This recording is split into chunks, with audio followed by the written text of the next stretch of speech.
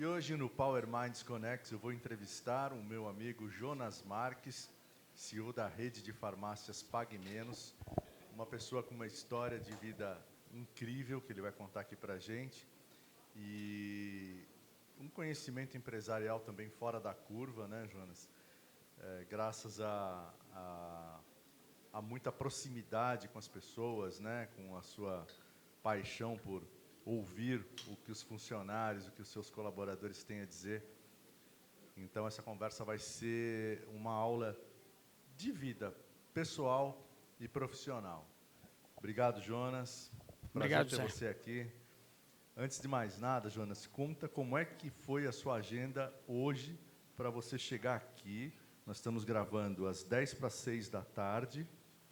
Você está no batente desde que horas? Então, a energia é uma coisa que não me falta, graças a Deus, né? Então, eu saí de casa às 2 da manhã, em Fortaleza, para pegar o voo, para estar 7 horas em Congonhas. Tinha uma agenda de entrevista, a gente está buscando um vice-presidente de marketing. Depois fui direto para Itu, fazer uma palestra para Roche, para tratamento aí as pessoas, as empresas que trabalham com oncologia, com doenças raras.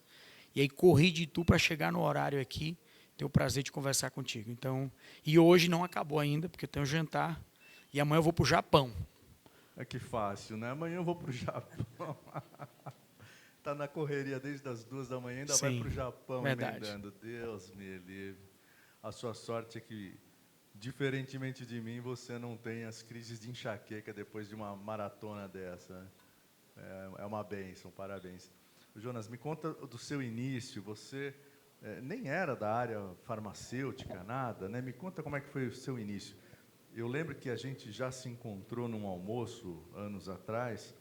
Você me contou a sua história, eu falei, nossa, a gente tem que contar isso para mais gente.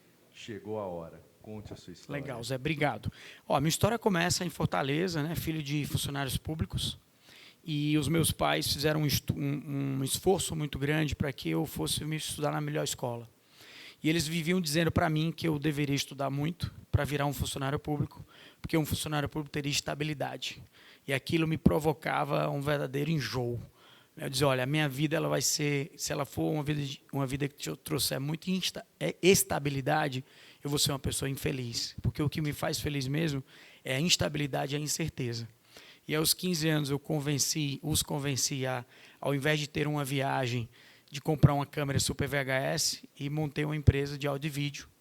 Então, eu já tinha clientes aos 15 anos de idade e me apaixonei pela resolução de problemas de acordo com o enquadramento das coisas, né?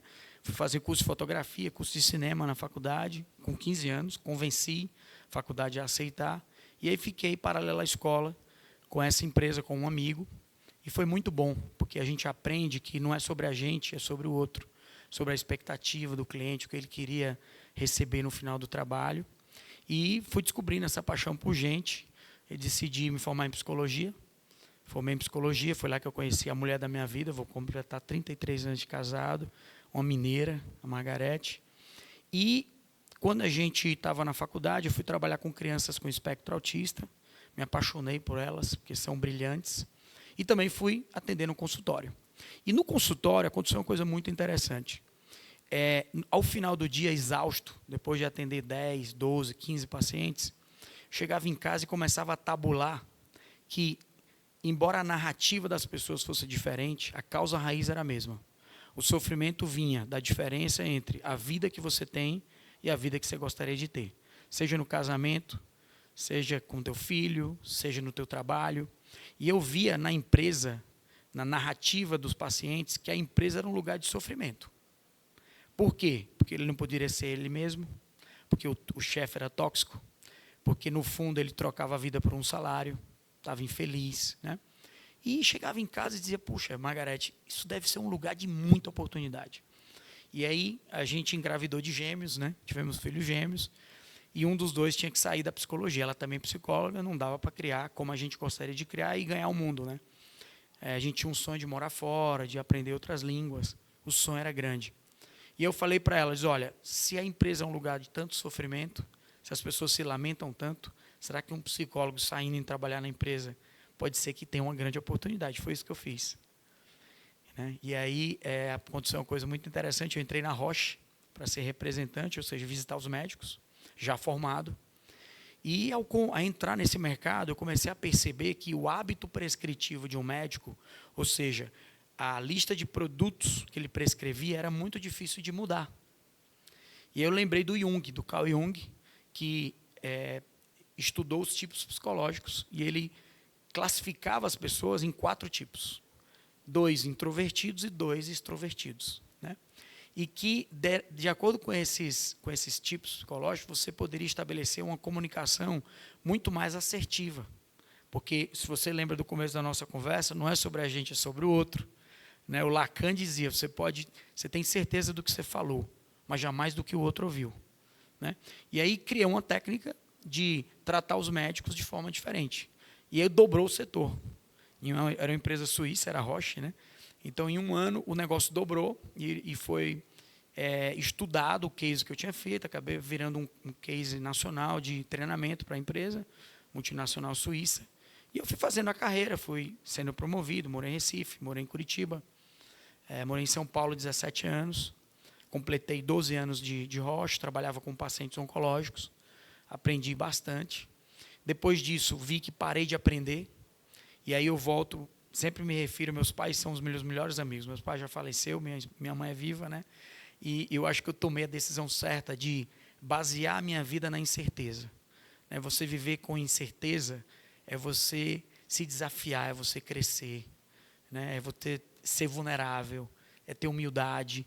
E isso foi uma coisa que pautou minha vida. Então, pedi a conta da Roche, fui para uma empresa americana, foi adquirida por uma empresa britânica, a GSK, fazer também um turnaround, que é uma virada de empresa. A empresa não estava muito bem.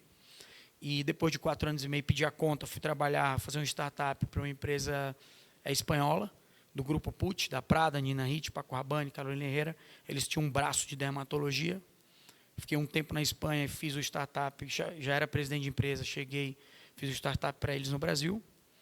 E depois de 3 anos e meio, vi que eles não tinham apetite para investir e crescer. Estava muito complacente. E aí pedi a conta, fui para a Bayer, fazer um turnaround no Brasil. Em 4 anos e meio, a gente dobrou o faturamento da empresa, dobrou a rentabilidade, montamos um time maravilhoso. E daí aconteceu uma tragédia na minha vida. Estou te contando tudo, né? É para você fazer pergunta ou eu continuo? Não, segue o fluxo. Segue o fluxo. Então, aconteceu que um dos gêmeos faleceu, infelizmente, num acidente de carro. Com que idade? Com 20 anos. Nossa. O outro, o Matheus, sobreviveu, o Pedro faleceu. A gente já tinha a Mariana.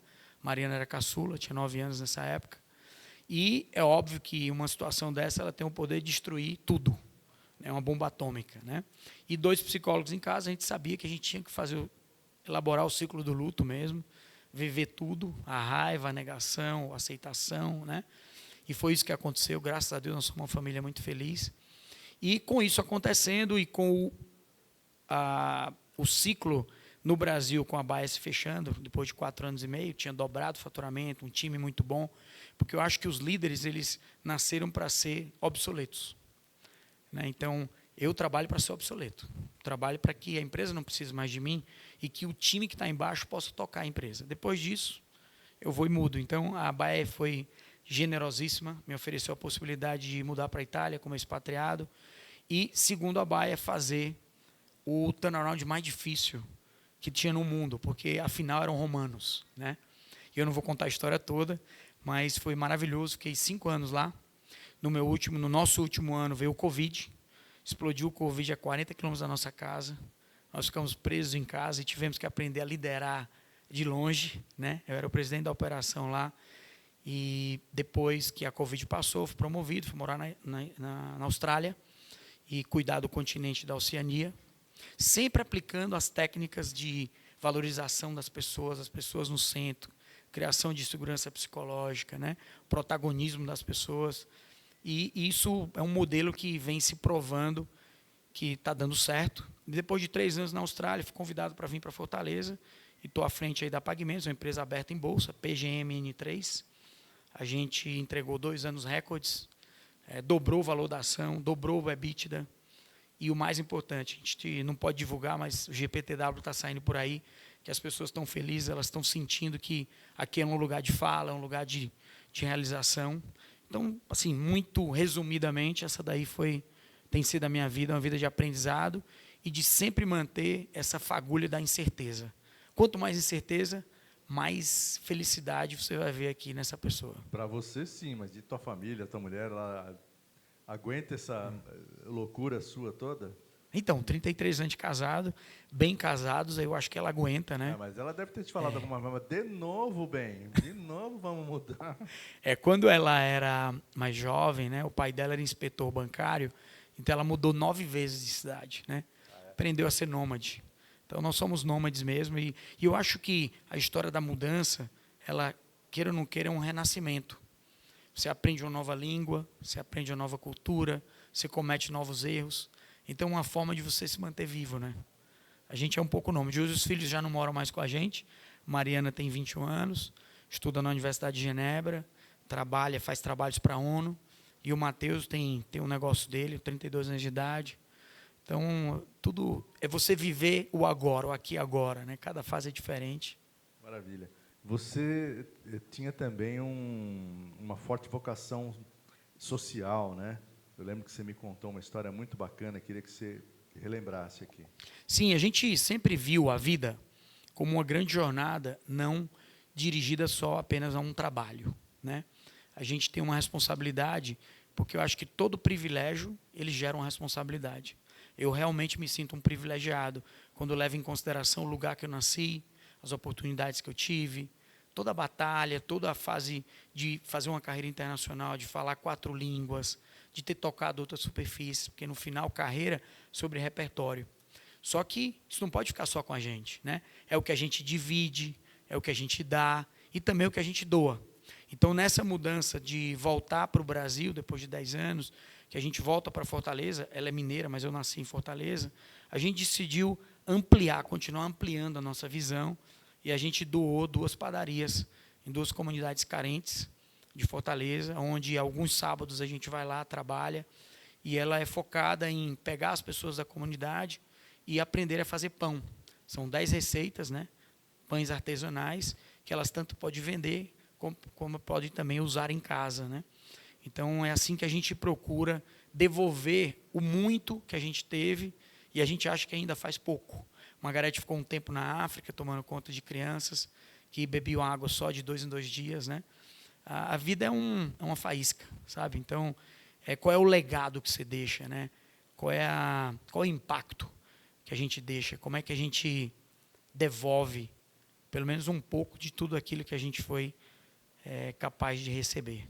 Não, esse give back, ele, além de necessário, ele faz bem para a gente mesmo, né? O Eli Sem Horne dúvida. costuma falar, né? Não só ele, né? Mas todo filantropo diz isso, né? Eu faço o bem por egoísmo, porque eu me sinto certamente muito melhor doando do que aquela pessoa se sente bem recebendo, né? E eu acho, quando você me falou que vocês dedicavam o sábado para fazer pão com a comunidade, eu achei sensacional. Na Pague Menos, que é uma rede que está crescendo, a gente já vê unidades aqui no Sudeste também, né? Começou lá no Nordeste.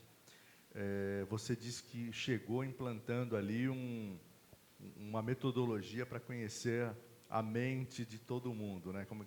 Como é que foi a tua estratégia lá? Então, depois de trabalhar 32 anos em multinacionais, né, altíssimo em termos de conformidade, em termos de segurança até para o estatutário, até para o administrador, né? Quando eu cheguei na Pague Menos, eu tive uma conversa com o CFO, falei, vamos conversar aqui olho no olho, você vai ter chance de me falar a verdade uma vez. Americanas acabou de ter um problema sério no mercado.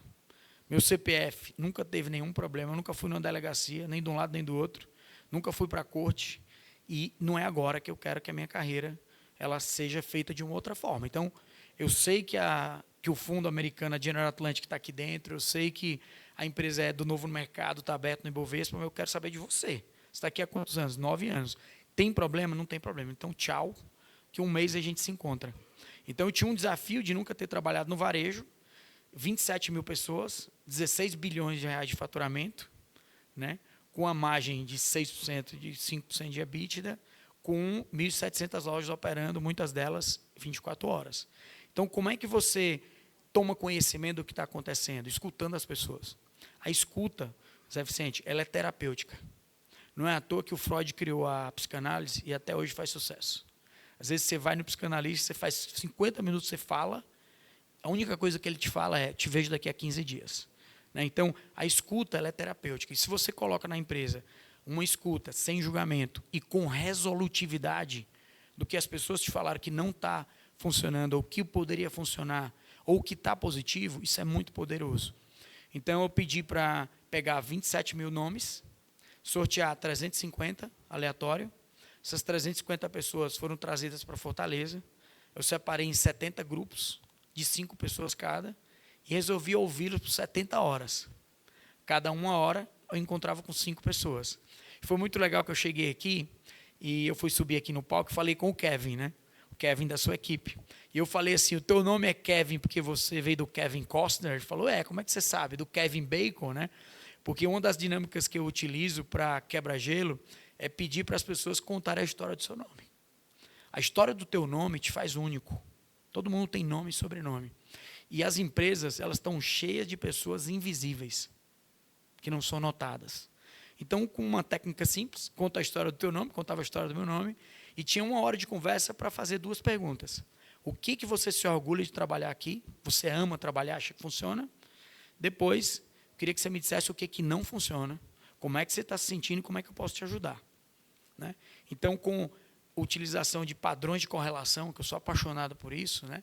Que são padrões de performance alta, baixa e de consequência daquilo que está sendo dito, dos indicadores que você está vendo que estão sendo repetidos, você tem um plano na mão. Então, depois de 2 semanas, eu tinha um diagnóstico claro de como se eu tivesse auscultado essa empresa, como se eu tivesse tirado uma gotinha de sangue, ele tivesse feito um exame de análises clínicas, né?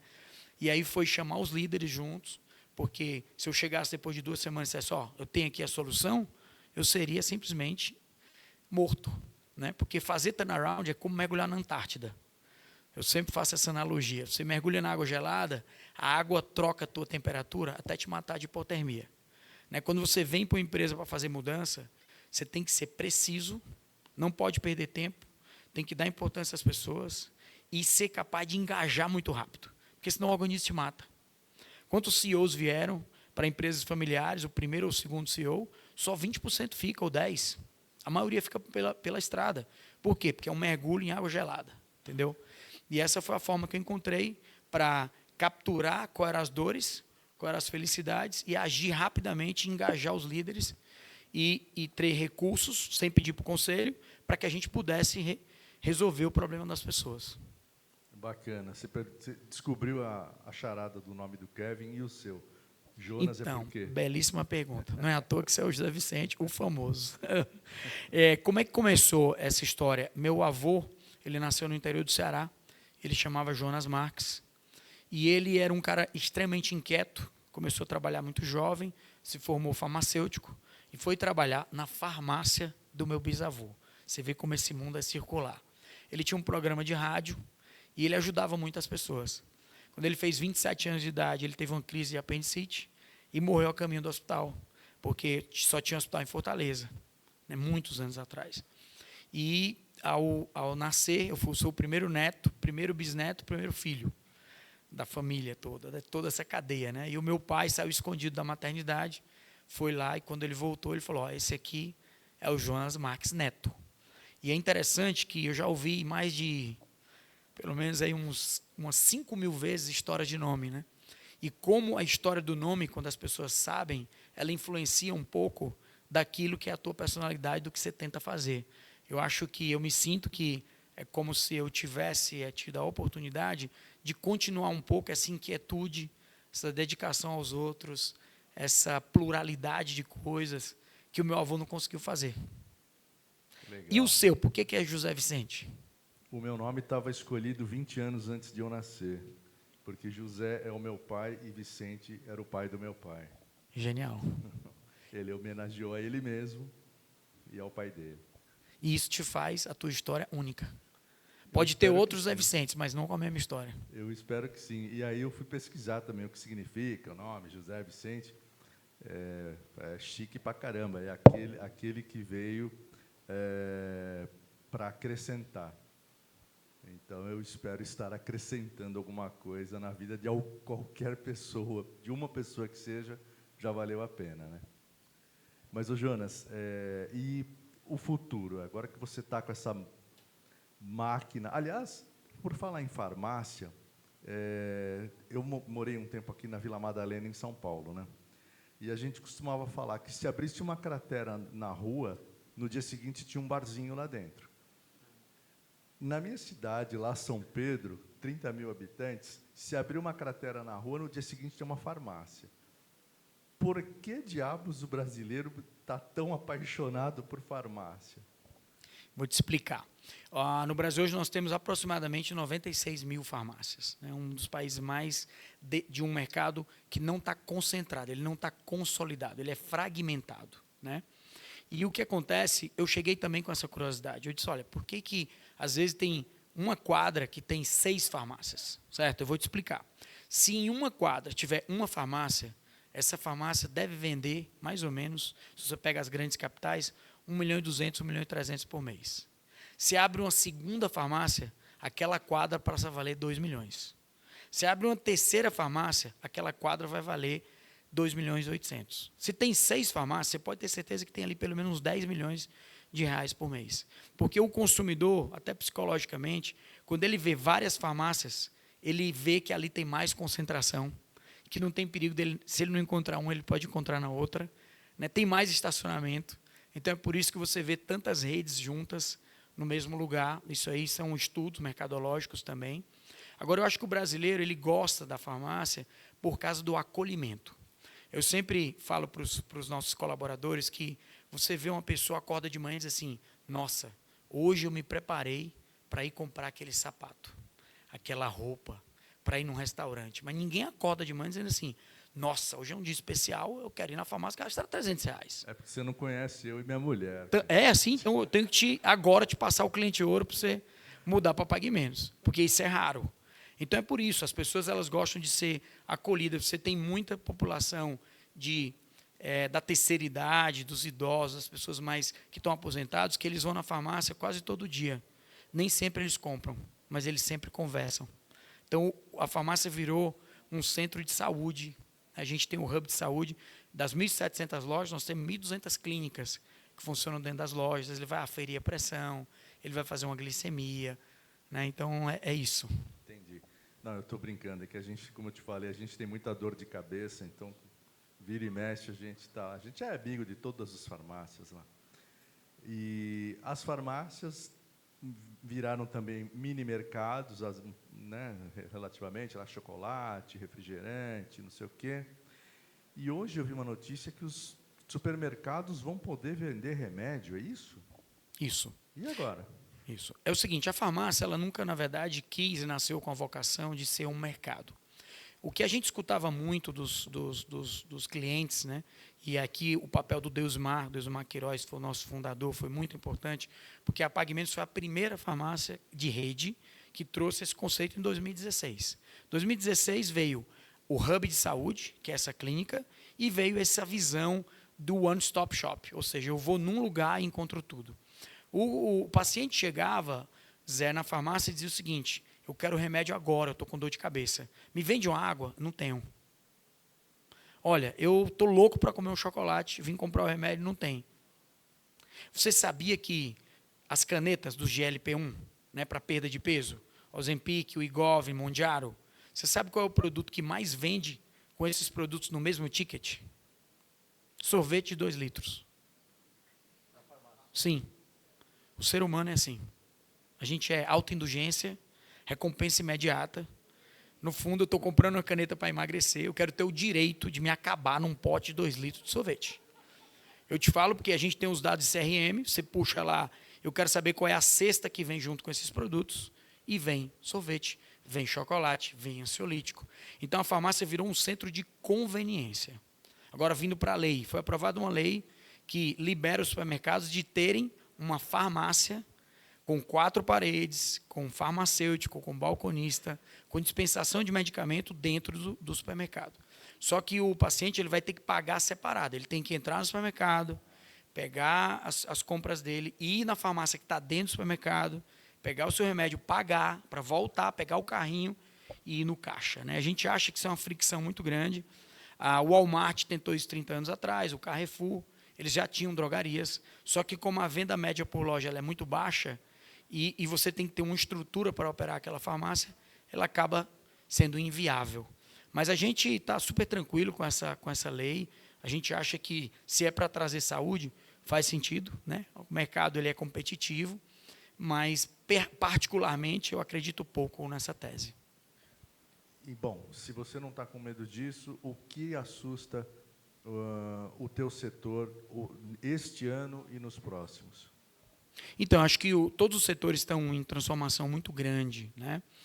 Primeiro, o que assusta positivamente, eu sou um cara muito otimista, o que assusta positivamente é ver o lançamento dessas canetas para emagrecer. Eu dei uma entrevista na Folha e falei, dizendo que eu vejo isso como, com licença poética, comparado à invenção da penicilina. Em 1928, o Alexander Fleming ele descobriu a penicilina, e naquela época a expectativa média de vida das pessoas era 32 anos. Olha o que aconteceu em 100 anos, praticamente 100 anos. Né? Quando a gente vai ver o GLP-1, que são as canetas para emagrecimento, eu comparo a penicilina porque ela é transformadora. Ela está sendo usada em estudos iniciais para viciados em droga, ela reduz o consumo de álcool, ela reduz a compulsão do doce. Então, é a primeira vez que a obesidade, como um problema global, ela tem um medicamento que ele age no sistema límbico, tirando a compulsão. E isso é muito grande. A gente vai ver o impacto que tem no ecossistema.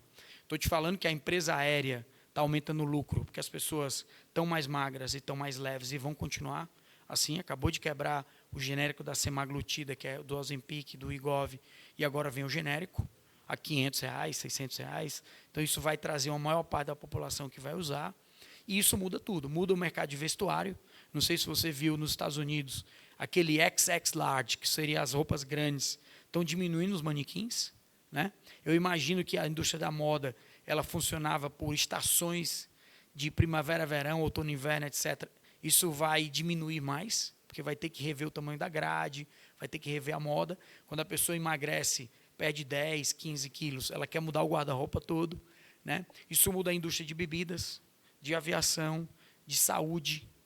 Né? Então, de academias. A gente vai até fazer um evento agora muito inédito nisso, trazendo todo esse ecossistema de empresa para dizer como é que está mudando.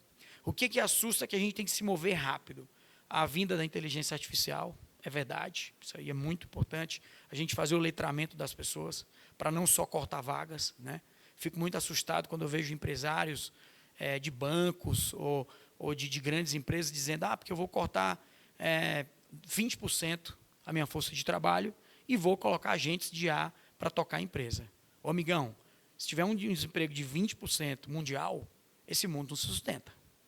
Certo? Então, não é só pensar em diminuir e trazer eficiências e cortar pessoas. É sobre letramento, é sobre produtividade, porque um ser humano que entende da IA e foi letrado nisso, ele vira um super-humano. Né? Ele pode produzir muito mais. Então, eu acho que esse mercado de saúde ele se transforma muito. Com a vinda da nova tecnologia, a gente tem que se adaptar e tem que estar à frente disso. E uma coisa que nunca vai mudar é a nossa capacidade de, no nosso caso, PagMens, encantar aqueles pacientes e consumidores que confiam na gente. Afinal, são mais de 22 milhões de clientes. Confiam a sua saúde e a da sua família a nós. Então, isso é uma responsabilidade gigante que a gente nutre aí todos os dias com muita responsabilidade. Aí. Você fez uma relação aí entre as diferentes indústrias, né? de vestuário, etc., emagrecimento. Eu desenvolvi uma teoria da conspiração envolvendo a indústria têxtil de roupas e a indústria de fitness, de produtos de emagrecimento, porque, vê se não é verdade, pessoal, toda roupa que a gente compra, ela é programada para encolher primeiro nesta região. Não é verdade? Encolhe aqui primeiro e aí você é obrigado a fazer academia, a comprar dietas milagrosas. Então, agora, acho que com o Ozempic essa teoria vai cair, né? Pode ser, isso pode mudar. Escuta, e planos para o Sudeste aqui, vocês vão chegar com faca nos dentes? Como é que é a programação estratégica da Pague Menos aqui Sul-Sudeste? Então, a gente não dá muito guidance, né? Porque para dar o guidance a gente tem que publicar na CVM. O que a gente fez foi, a empresa está completando 45 anos, ela está presente em todos os estados da federação, é a única rede de farmácia que está presente em todos os estados da federação com a mesma marca, tem concorrentes que ou tem uma bandeira ou tem outra, né? A gente continua um plano de expansão muito mais no Nordeste, no Centro-Oeste e seletivamente no Sudeste. Só para você ter uma ideia, 70% do nosso negócio está no Norte e Nordeste. O Norte e Nordeste é um Brasil dentro de outro Brasil.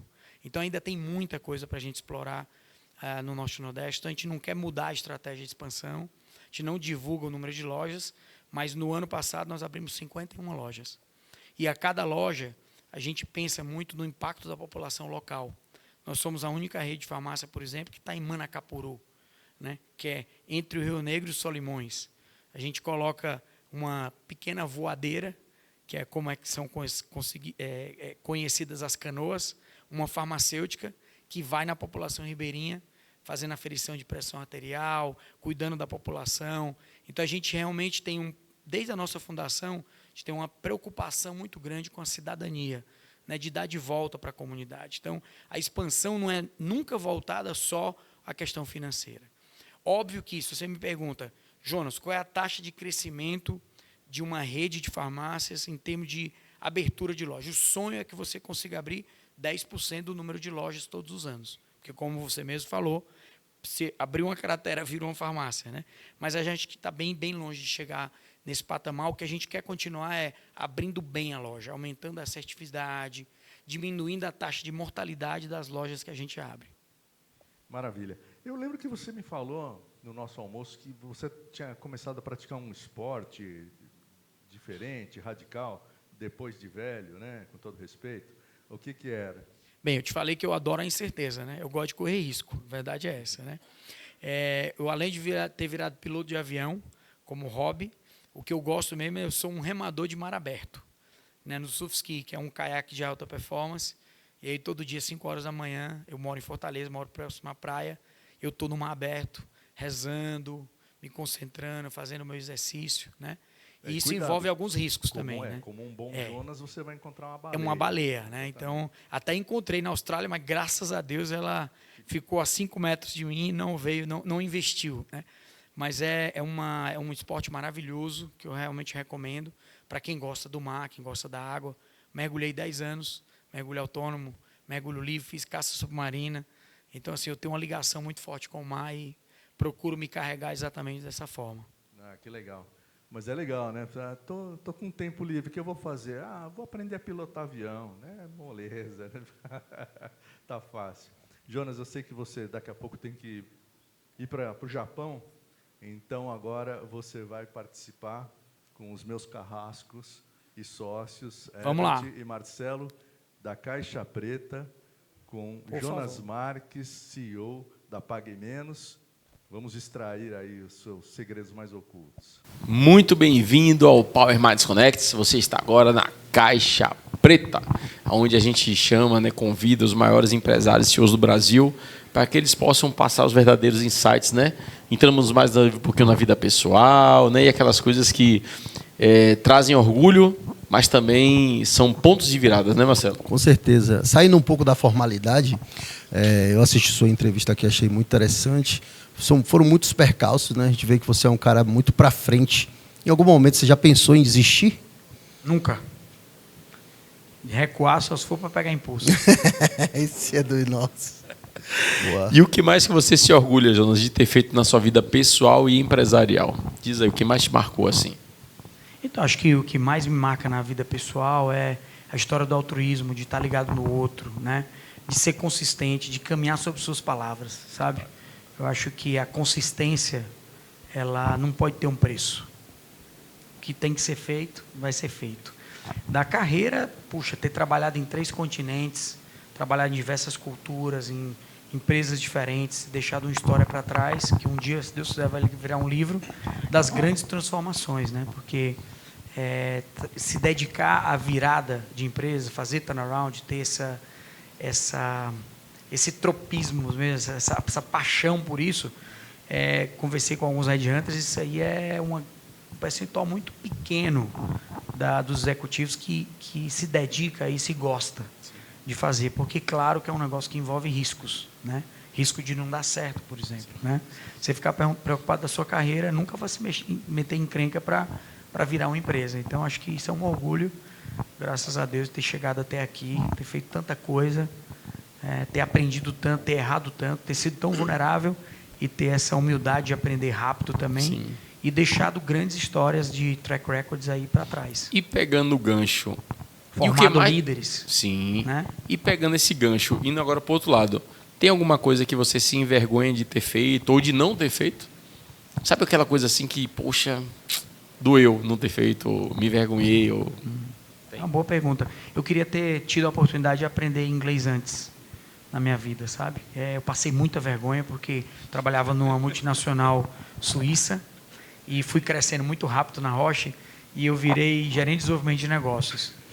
E vim morar em São Paulo. E eu tinha um intérprete para negociar os produtos de license in, license out, né?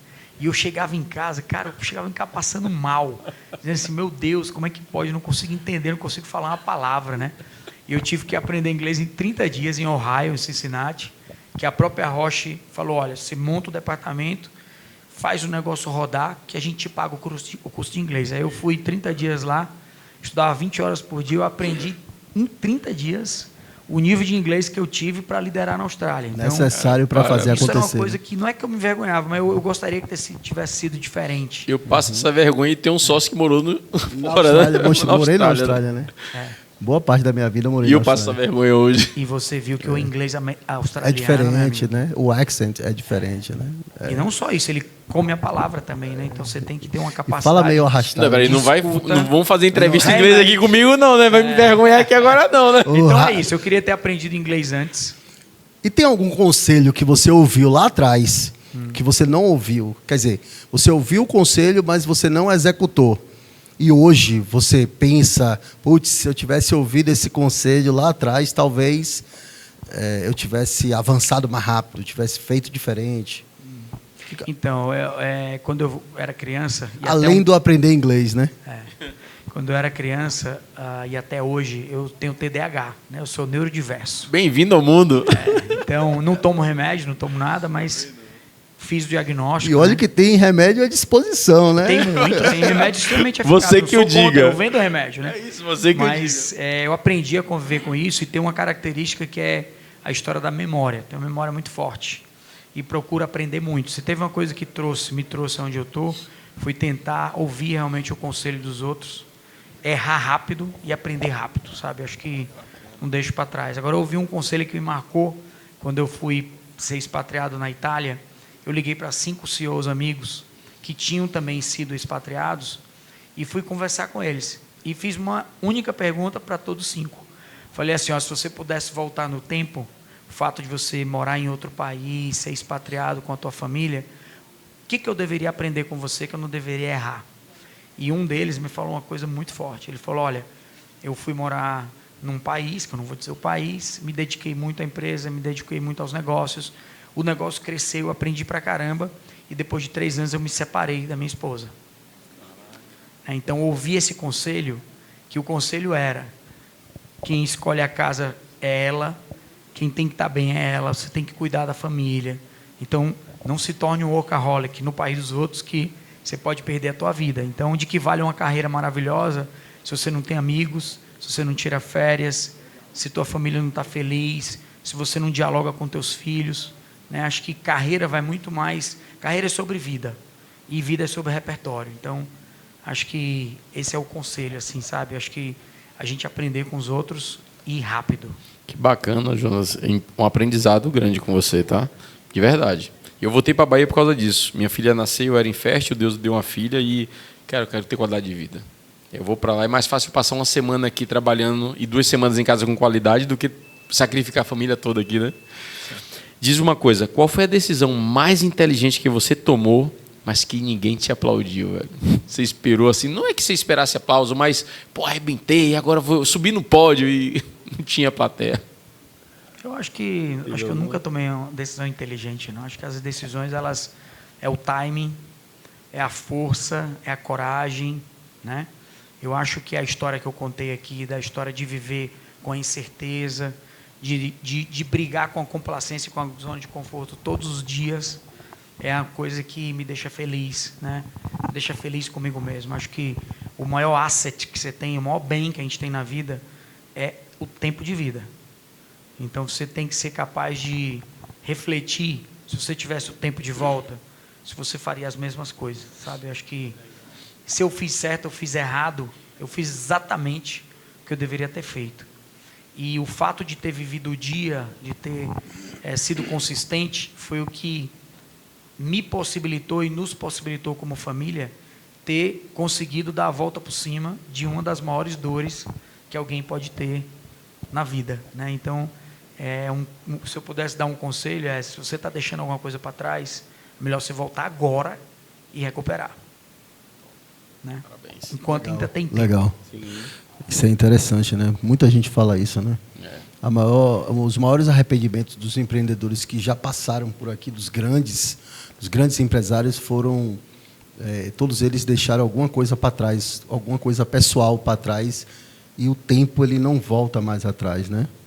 Então, se você pudesse se livrar de um hábito seu, agora, qual seria? Eu ainda sou muito desorganizado. Às vezes, se não tiver ninguém em casa, eu estiver sozinho, ou estiver no hotel, ao invés de eu colocar a roupa como eu deveria colocar, eu deixo a roupa espalhada, sabe? Eu acho que isso foi uma dificuldade que eu sempre tive. Fiquei muito melhor, muito mais organizado. Mas a verdade é essa, né? Acho que isso aí, se eu pudesse mudar, eu mudaria. Eu acho que essa daí é a parte do TDAH que Sim. você está tão focado ali no que você tem que fazer, que dizer que eu quero me livrar disso aqui já... Isso aqui não entendeu? é importante. Então, eu não sou uma pessoa... espere de mim uma pessoa que tem 1000 ideias por dia, mas um cara um pouco menos estruturado. Minha equipe me chama de trator, que eu saio passando e deixando E eu um sou o rastro cavalo por indomável. trás. Rapaz, é normal. Você Tem que ter acha que alguém. essa sua desorganização, porque o que você falou é uma coisa meio pessoal, né? Mas você acredita que isso reflete no profissional, na empresa, ou não? Então, eu acho que até pela carreira, né? Pela história que eu deixei nas poucas empresas que eu passei, pela carreira de sucesso, eu acho que as pessoas que eu me cerco, elas têm características e habilidades completamente diferentes da minha. Eu só Geralmente trabalho com um time opostas, diferente, né? é óbvio. Eu trago para o jogo quem me ajuda, né? Quem ajuda Complementa, né? a complementar as coisas que eu não tenho, né? Então, no trabalho, você tem que ser organizado, porque é um negócio de 27 mil pessoas, 1.700 lojas, muitas delas 24 horas abertas, ou seja, a responsabilidade é gigante. E você me fez uma pergunta que me lembrou, por exemplo, quais são os hábitos que você cria para te ajudar nas características que você não traz, né? Então, minha filha também tem TDAH, foi diagnosticada, né? Super inteligente, mora lá na Suíça, e no começo, quando eu ia deixá-la na escola, ela me ligava: poxa, pai, me desculpa, eu esqueci o livro, eu esqueci a tarefa, eu esqueci o óculos. Era um pesadelo. Então, como eu fui aprender a voar, eu levei ela para dentro do avião, falei: aqui não se decola sem checklist. Então, flap, bomba, farol, falou com a torre, acionou, e aí chegava em casa e dizia: agora você vai fazer o seu checklist. Perfeito. Certo? Então, ela se tornou muito mais organizada e hoje eu tenho o meu checklist. Certo? Então, para não me deixar esquecer das coisas, ou para me tornar um cara mais organizado no trabalho, extremamente organizado, eu tenho que ter um checklist. Eu não fujo daquele checklist. Que massa, né? Que legal, que legal. Me diz uma coisa, qual a verdade sobre o sucesso que quase ninguém conta, que você descobriu e poderia compartilhar aqui para a gente? Eu acho que o sucesso ele é relativo, sabe, Herbert? Mas uma coisa que ninguém fala é a dedicação, é o esforço, é a missão, são as renúncias, né? Então, acho que ninguém fala disso, ninguém conta essa parte, né? Ninguém viu que hoje eu saí de casa, acordei 2 horas da manhã, dormi 10 horas da noite, fiquei preocupado, botei 2 despertadores, eu achei que nenhum dos 2 iam tocar, e eu fiquei acordando de meia hora até dar 2 horas me levantar. A gente é assim mesmo. A gente não, você. Eu não para ir para o durmo. aeroporto, né? Para estar no lugar certo. Por quê? Porque tem uma pessoa que está esperando por você, tinha que fazer uma entrevista. Essa pessoa veio de Miami para fazer uma entrevista. Então, se eu não chegar, o impacto que eu vou ter nela. Então, ninguém vê isso, né? Tem uma máxima boba que diz: todo mundo vê as pingas que eu tomo, não vê os tombos que eu levo, né? Ou vê o palco, mas não vê os bastidores. Exatamente. Então, é o que acontece no silêncio, é o que acontece de forma invisível, que às vezes as pessoas olham e dizem assim: puxa, que cara de sorte, né? Não sabe como tá por dentro, né, irmão? O cara tá todo acabado, todo despenado, mas tá lá, tá bem, né? Teve alguma coisa que você teve que parar de fazer para continuar crescendo ou começar a crescer? Eu acho que sempre, cada escolha é uma renúncia, né? Eu adorava, por exemplo, voar. Então, cada vez que eu começava um turnaround numa empresa, você pode imaginar que é mais dedicação, é mais presença, abdiquei de várias coisas, mudei para a Austrália, eu tinha um aviãozinho pequeno, vendi aqui no Brasil, que eu me arrependi, porque não voava, né? Lá eu não conseguia voar, né? Então, assim, sempre tem coisas que você deixa para trás. O que você não pode deixar para trás é a lucidez, né? Que você tem um número X de horas no dia e você tem que se dedicar ao trabalho, à família, a você, à saúde, ao seu esporte, né? Então, acho que isso aí é o que você não pode perder o track. Mas escolhas e renúncias, isso aí é para sempre, né? Maravilha. O que você sabe hoje, Jonas, que teria encurtado a sua jornada? Se você soubesse antes. Eu sei hoje que não existe milagre. Eu já acreditei em milagre. Não estou falando de Deus, eu sou católico, né? Mas que quando a coisa é boa demais, você já deveria desconfiar. Eu queria ter aprendido isso antes. Alguns erros foi exatamente Caiu em muitas armadilhas. Super otimismo. Eu não caí em muitas armadilhas, não, mas as que eu caí foram grandes. Buracos. Literalmente, né, irmão? Que massa. O que você acha que... o que é pior? O que dá mais prejuízo? O medo ou o ego? Os dois. O medo te paralisa e o ego te mata. Os dois. Você convive no meio de um monte de gente que tem um e o outro. Você consegue se dar bem com essa galera? Você consegue ser politicamente social? Como é que você enfrenta isso? Eu acho que uma vez eu criei esse negócio e eu vi que eu vou do baile à feira, né? Então, assim, acho que o mais importante é a gente ter essa flexibilidade, né? Essa maleabilidade de saber trafegar e transitar em todos os ambientes. Mas também sou um cara muito seletivo, faço muitas escolhas, eu não ando com quem eu não acredito, eu não vou em lugares que eu não me sinto bem e não me coloco em situação que possam me fazer mal. Isso aí sempre foi assim. E até na vida pessoal mesmo, às vezes a minha esposa chegava e dizia: vamos jantar com o casal tal. Eu ia uma vez. Se não desse certo, não tivesse a ver com os princípios, não me agregasse, ou não fosse um momento legal, não voltava mais lá, né? Então, acho que, de novo, qual é o teu tempo de vida? Como é que você escolhe empregar esse principal asset que você tem? Isso aí eu respeito demais, demais mesmo. Maravilha. Mas eu procuro aprender de cada coisa. No fim de semana, hoje é segunda? Hoje é terça? Quarta. Hoje é quarta. Perdi até o dia. TDAH, normal. No sexta, sábado e domingo, eu estava no Rio Araguaia, fazendo um passeio de 180 quilômetros de jet ski no meio da mata. Massa, né, num lugar cheio de animais, com 170 pessoas, né, e poder aprender de cada um coisas diferentes. Isso aí é fantástico, porque no momento que você está relaxado, você também está aprendendo. Você aprende com as histórias das pessoas, né? Então, o repertório não é só seu. O repertório é o conjunto de histórias, de fatos, de situações que você ouviu, que você viveu, e como que você faz um filtro disso e aproveita para se desenvolver, né? Perfeito. Jonas, diante de tantos obstáculos que você deve ter passado na sua vida pessoal, profissional, desafio, começar numa empresa e aí fazer aquela empresa crescer, e aí depois, não, agora tem um outro desafio, vou para uma outra empresa e tal, e a gente vive disso. O TDAH, ele vive disso, né? Ele precisa de motivação constante porque ele vive de motivação e não gosta de ser um gestor, porque gestor não tem graça e não tem adrenalina, e o TDAH... me diz uma coisa, de onde vem a sua força, a sua resiliência, né, para você passar por tanta coisa e conseguir, né, chegar no auge de todas as metas que você tem e hoje está num grupo empresarial tão bacana e tão bem sucedido com o trabalho que você faz? Então, eu faço muitas palestras, sempre fiz, e também faço mentoria executiva, que eu pego a psicologia com a minha carreira executiva, eu atendo outros CEOs, né? Legal. E tem uma pergunta que eu faço para todos, assim, qual que é o maior medo seu? E eu faço essa pergunta 10 vezes, porque eu quero coar o que realmente é o medo, né? Quando eu faço essa pergunta para mim mesmo, o maior medo é decepcionar as pessoas que acreditarem em mim. Esse é o maior medo que eu tenho. Então, essa a grande força motriz.